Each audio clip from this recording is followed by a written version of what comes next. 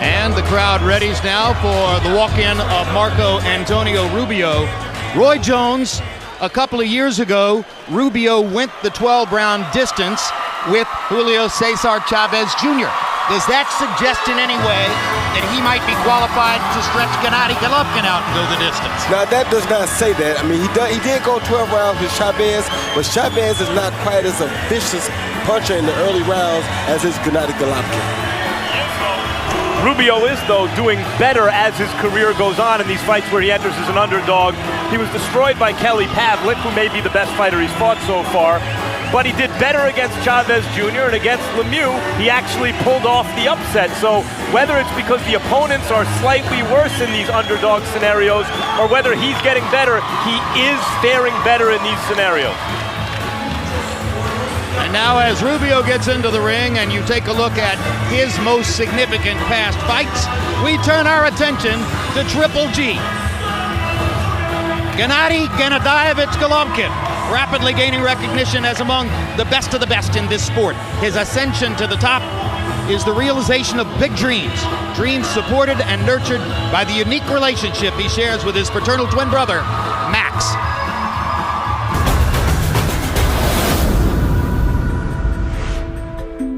Max is my twin brother. 22 years ago, my first time I went to a boxing gym with my brother. They trained amongst other young men that were in the neighborhood, you know, they're just friends, so it made it fun for them. We just fight as kids, yeah, sometimes in home, in the street, yeah. Max and Gennady were very competitive when they were younger, so it was easy to excel at what they were doing. Gennady, I think, had the more fire in his belly for it. Several times we were in the same competition, but we never fought each other. Either my brother or myself would decided that we quit, we will not fight each other. Right now he's my second trainer. Max is a very integral part of our camp. More than anything, it's the fact that he knows Gennady better than anybody else does. I'm just staying next to my brother and maybe I'm helping him psychologically be ready. I feel this is my role in this training camp. Max is with us all the time, leading up to the fight, in the training and in the tactic and in the corner. Obviously, I will be giving instructions, and Max will be also giving instructions at different times just to make sure that we all see what we're supposed to be seeing for Gennady's benefit.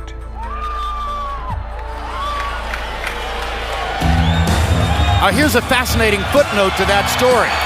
We've been told that there were several junctures during their mutual development when Kazakh coaches and Kazakh Boxing Federation officials actually thought that younger brother Max was the superior prospect.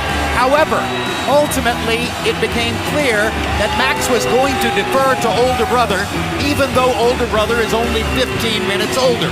Showing you, Roy Jones, what a strong cultural trait that is in Eastern Europe. Yes, very strong cultural trait. Back in the early biblical times, the older brother always had first dibs on everything. So the older brother automatically was the boss.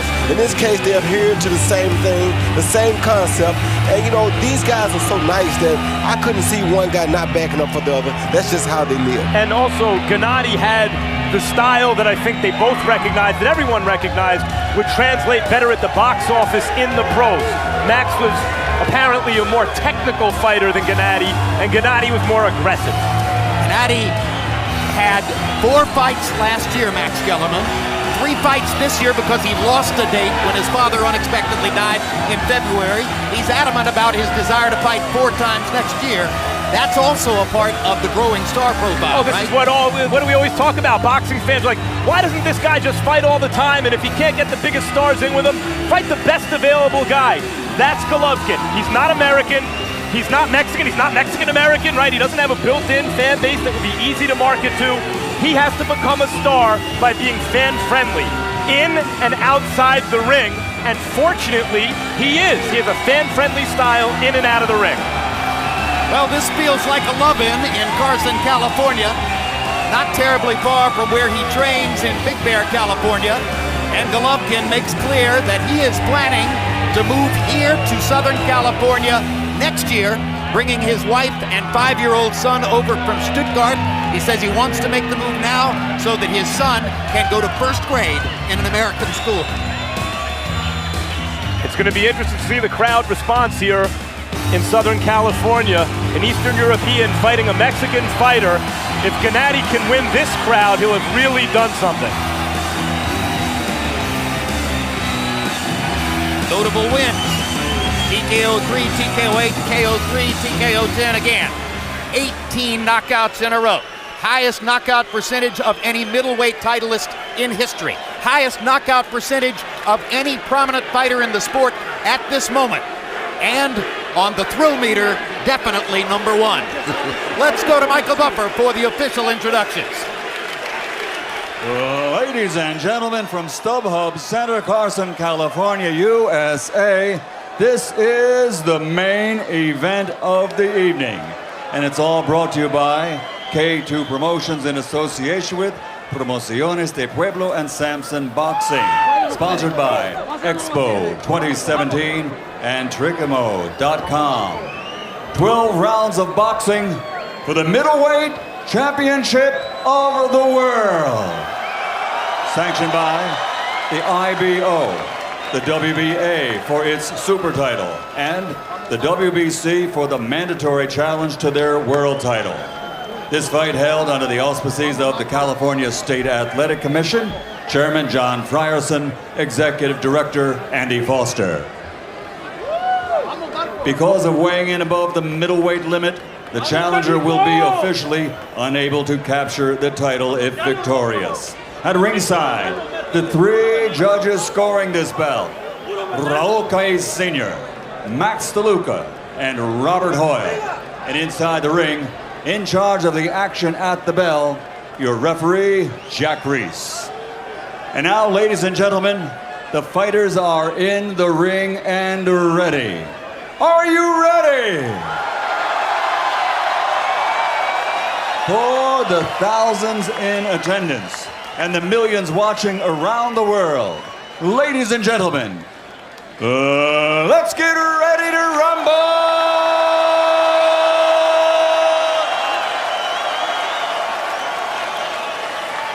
Fighting out of the blue corner with his trainer Robert Garcia wearing black and officially weighing in at 161 3/4 pounds.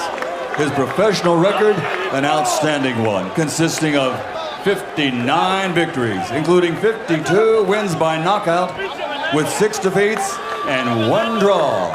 From Torreón, Coahuila, Mexico, the former WBF Super Middleweight World Champion and former WBC Interim World Champion, El Veneno, Marco Antonio Rubio.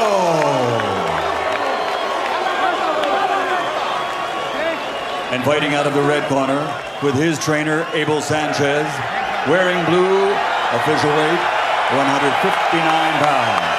Since capturing an Olympic medal, he has a perfect professional record. 30 fights, 30 victories, including 27 KOs, with 17 consecutive KOs to date.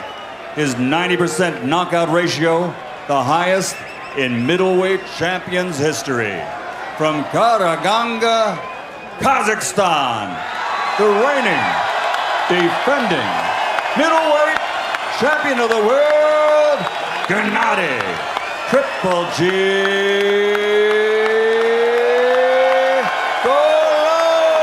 Golovkin.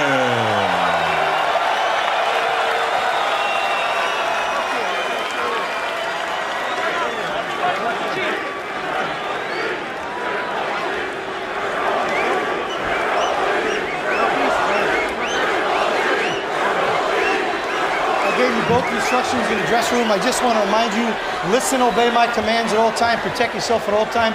God bless both of you and good luck. Triple G is the monster that everyone's come out to see.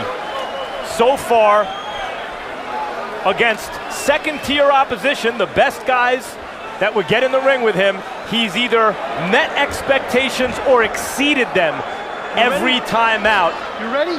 This might be his biggest fight so far. Can he do it again? Rubio's just a little bit longer and, of course, 3 inches taller. and unofficially outweighs Golovkin 8 pounds. Yes, Roy. In our first fight, I said at some point in the fight that Donaire needed to do something to change the momentum of the fight. Rubio has to do something immediately to change the tempo of the fight. Meaning land something significant? To get some respect, because if he doesn't, Gennady Golovkin will walk right through you. Rubio can punch, and he's experienced. Everybody talks about Golovkin's power punching. He lands more jabs per round than any top fighter in the sport. An average of 11 jabs landed per round. Fighters throw a lot of jabs, generally don't land them at a very high percentage. His body punching has also been known to be devastating. He also keeps his chin tucked well, controls distance well, cuts the ring well. 350 amateur fights, 30 pro fights, never knocked down. Very economical, a guy that doesn't waste a lot of punches, and he's fighting this fight pretty smart from the start. He's standing right in, not wasting a lot of energy, because he knows that Rubio, with the experience factor, probably expects to take him the distance or try to get him in that deep water, which is what we call the late rounds. Rubio's landed a couple of pretty good shots. Backed Golovkin up at one point with a jab, lands a hard right to the body there. When Golovkin jabs, his right hand comes out a little bit too to catch a counter, and it's discouraging for his opponent. There are 2 thudding right hands upstairs by Golovkin, the second of which backs Rubio up a couple steps. Good thing for Rubio was that he blocked both of them, and that's probably why he kept that weight advantage, so that he can withstand this type of an onslaught.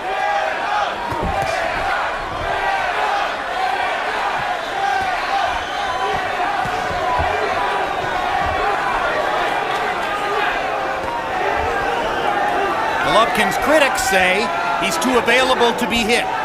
He hasn't been tested. And at some point, you expect to see something bad happen, and we'll find out how he deals with adversity. But it hasn't happened yet.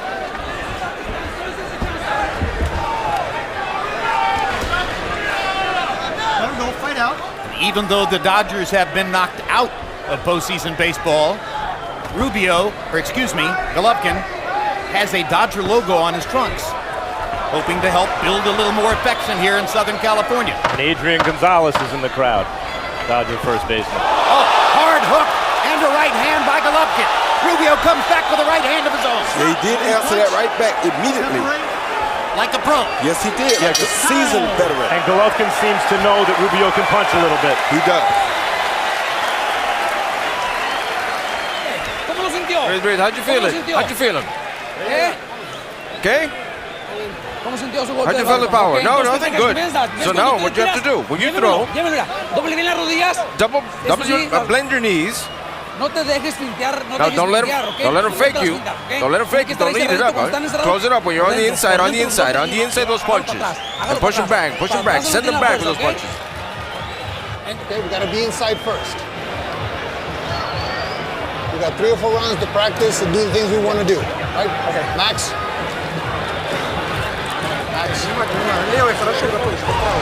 He see Gennady coming forward. They exchange hooks, then he lands an overhand right, followed by another overhand right. Probably his best 2 punches, but Rubio did try to answer back with the right uppercut. Yeah, Rubio speared him with that right uppercut, answering back effectively, but CompuBox numbers in round 1.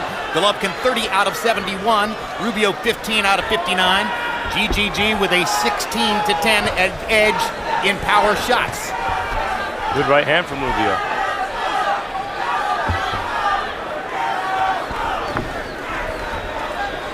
No great power puncher is an immaculate defender, and Golovkin is no different than that.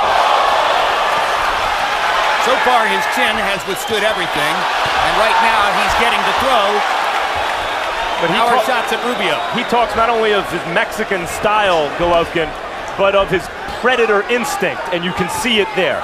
He's always looking to attack and to hurt. Rubio working to the body, getting in a couple of good shots. Golovkin comes back to the body and gets in a better shot. They exchanged some really good body shots in that last exchange. Oh, good uppercut. Hard uppercut by Golovkin. Momentarily wobbled Rubio. Now he's got him pinned against the ropes. And see how he varies here. Predator at work. Down goes Rubio.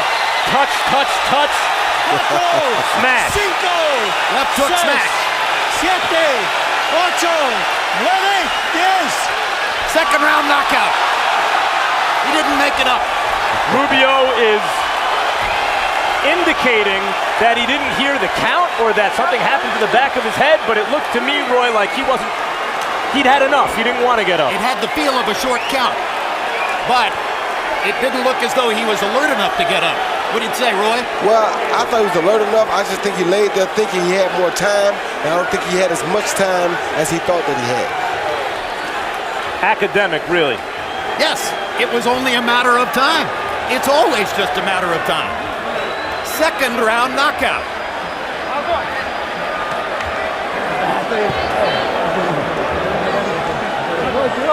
And with a little shrug and a big hug, Rubio shows his respect for Gennady Golovkin.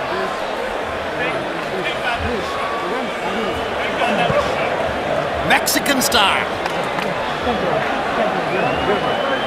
You know, I got to say, considering here in Southern California, so many fans showing up, Mexican fighter and in front of a lot of Mexican-American fight fans here, doesn't make weight. Rubio, real nice guy, a good career so far, doesn't make weight, doesn't fight back to the extent that maybe you thought he would, and seems to have been content to lay on the canvas once he was knocked down.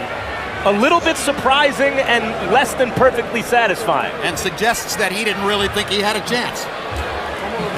He fought as though he thought he had a chance. He was firing right hands. Well, this uppercut right here, as you see from Triple G, a left hook to the head followed by a beautiful right uppercut, that will make you quickly realize that maybe you don't have a chance, and maybe you have stepped in a fire a little bit more hotter than you expected it to be. Followed by a beautiful body shot, then he continues the attack. But that right uppercut was a devastating shot, and then down he goes from the left hook. And maybe that is to Golovkin's credit that he could beat the fight out of a real fighter like Rubio seemingly so easily. And look at how he adjusted the arc on the left hook that's what Rubio to get said. it over Rubio's guard. He said he hit me in the top of the head. He sure did, and he seemed like he jammed your neck down to where your chin was supposed to be. And my goodness, what a power shot that guy can throw. Here's Michael Buffer with the official particulars on the knockout. He's looking at the replay and enjoying it just like us. Ladies and gentlemen, the end comes at 1 minute and 19 of round number 2. The winner by knockout victory. His record now, 31 fights, 31 victories, 28 knockouts, 18 consecutive knockouts to date, and he is still the undefeated middleweight champion of the world, Gennady Triple G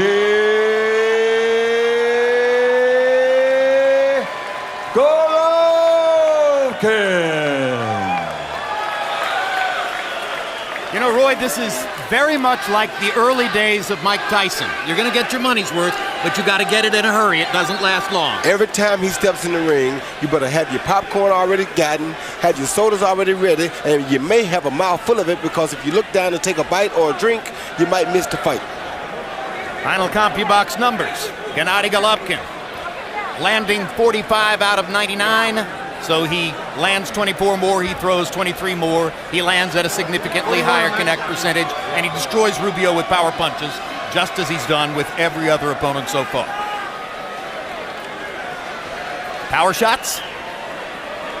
Power shots. There we go. Landed 28 to 13 for Rubio. Through 54 to 40 for Rubio.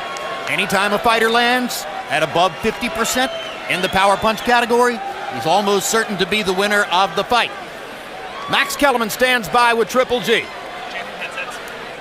Gennady, you said that this is not a dance, it's a fight. You call this Mexican style, that you love to fight. Did you love this fight? Of course I love this fight. Max, give me a chance, just I take my fans. Thank you very much. Buenas noches, amigos. Buenas noches, Tabja. ¿Cómo estás? ¿Bien? Yeah. Muchas gracias, Mexican style. Muchas gracias, champion, campeón. Thank you very much. So tell me about this fight. Of course, I like fight. I don't like dancing, I like fight. This is true fight. Did Rubio put up the kind of fight that you were expecting? Yes, of course. Yeah, you know, just Rubio, he's not step back. You know, he's fighter. He's a good fighter. Respect him. Did you think he was going to get up from that knockdown? You know, yeah, first time, I'm not very hard punch. Just throw him. I think he's get up. Okay, Gennady, we've seen you now destroy all the contender middleweights who are not elite middleweights. We know that you've wanted to fight an elite middleweight for a while now. What is the plan after this knockout? Max, look at me. I have 3 belts. You know, I'm saying here, I won't fight everybody. Just I think next year, next fight, is pay-per-view fight with great champions. Meaning who? Doesn't matter. I think first, Miguel Cotto. Respect him. He's great champions, Miguel Cotto. The promotional issue with Canelo Alvarez in terms of an impediment to making that fight seems to be resolved. What about Canelo? Of course, I respect him. He's a good boy, you know, and Chavez Jr. too. I won't fight, and I think so. First, Miguel, respect him. Gennady, this is the first time fighting in Southern California. You sold out all the tickets. Next time, I'm sure it'll be a bigger venue than it was today. When can we expect you back in Los Angeles? Of course, this is my first fight in California, yeah. First, thank you very much for my fans, for my friends. Thank you, guys. I love you. That'll do. Congratulations, as usual, Triple G.